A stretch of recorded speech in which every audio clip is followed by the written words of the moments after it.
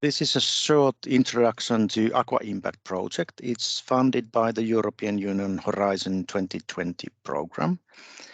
My name is Antti Kause and I'm the coordinator of the project. In AquaIMPACT, we develop methods to make the European aquaculture sector more sustainable, especially the farming of sea bream, sea bass, rainbow trout and Atlantic salmon.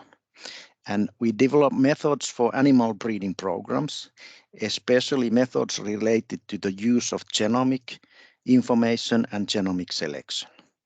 And to support the fish that originate from the breeding programs, we developed balanced feeds and feeding that are based on the emerging raw materials. And to make these methods more cost effective, we also develop digitalization, automatization, and smart software. And finally, we study how consumers would like to have information about these technologies. We have 22 partners, and half of them are companies. Animal breeding and selective breeding itself has been one key factor to enable livestock farming, and which has resulted into the modern human societies. In farmed salmonids and marine species, selective breeding is much more recent origin. And in AquaIMPACT, we want to demonstrate the benefits of animal breeding in farmed fish. And in this graph, you can see the expected selection response in the feed conversion ratio of rainbow trout farms when we estimate the impact of genetic improvement in the fish material. And we can see that today about the genetically improved fish have about 18% better FCR compared to non-selected fish. And this sort of impact has significant effects on reducing the costs at the farm, so the feeding costs, and the total costs also go down significantly. And when we calculate then in terms of the euros finances, it's millions of euros if tens of millions of kilograms of fish are produced. And in addition, the better FCR also reduces the environmental impact of fish farming so that there's less nutrients going to the aquatic environment. In a very similar way, when we compare fish rainbow trout that have been selected for 10 generations, we compare them to a fish group that originates from the generation 0. So we compare two fish groups.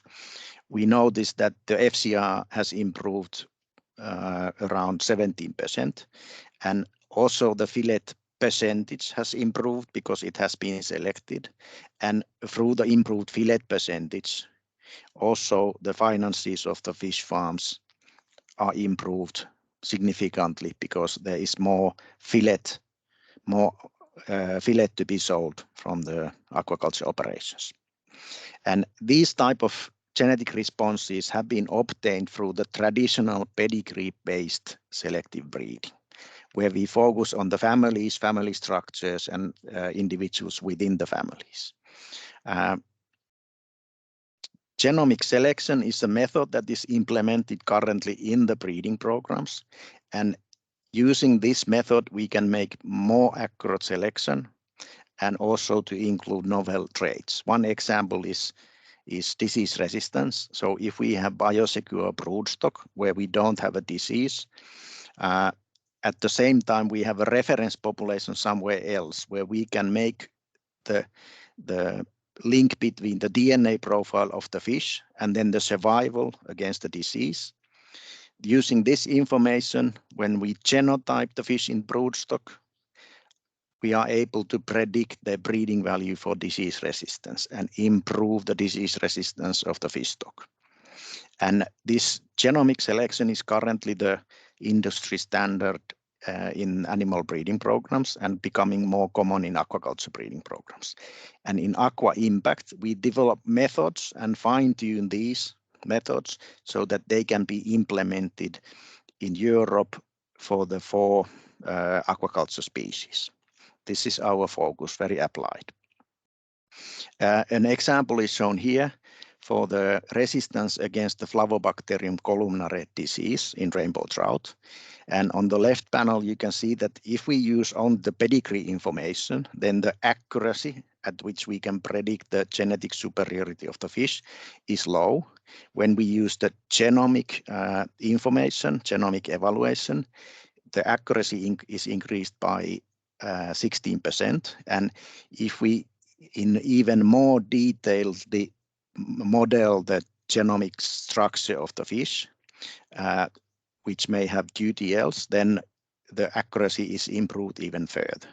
And this last result is especially impacted by the fact, which is shown in the middle panel, that in rainbow trout, disease resistance is partly determined by regions within the genome that have an exceptionally strong impact on the disease resistance. And we can model it in our breeding value evaluations directly. And on the right-hand side panel, you can see that using all this information, we can also estimate that how many DNA markers we need to accurately estimate the breeding value of the fish for the resistance. And this information can be used then to optimize the genotyping efforts, which are costly.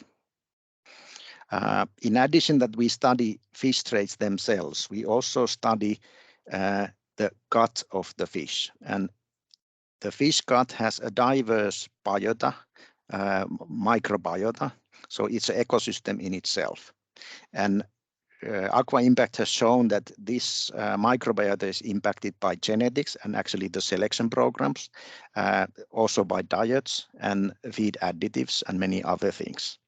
And these again are related to fish welfare and fish performance. So this is an additional component that impacts the fish performance, and it can be also potentially optimized for aquaculture operations. We know that it was shown here that the genetics changes the fish traits, but we also know that the feeds change, and there are more and more plant-based feed ingredients in the feeds. And this also means that we need to reformulate the feeds to fulfill the nutritional requirements of the feeds.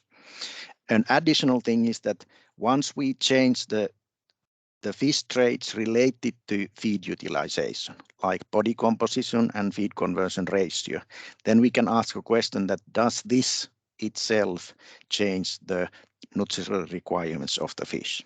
And this is one of the key topics we also study through mathematical modeling, but also through specific environments. In the experiments, what we have, we develop tailor-made feed formulations, feed supplements, and feeding strategies so that we actually support the genetics of the fish that originate from the breeding program, which have the improved genetics. And the ingredients that we are especially interested in are insect meals, single-cell proteins, and microalgae oils.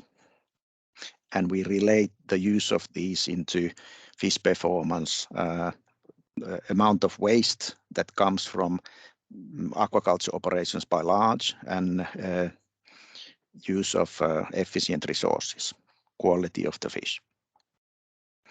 And this week, the topic of the course is Feednetics software made by SPAROS, and several of the topics what I have mentioned here about feed utilizations, they are in fact within this software.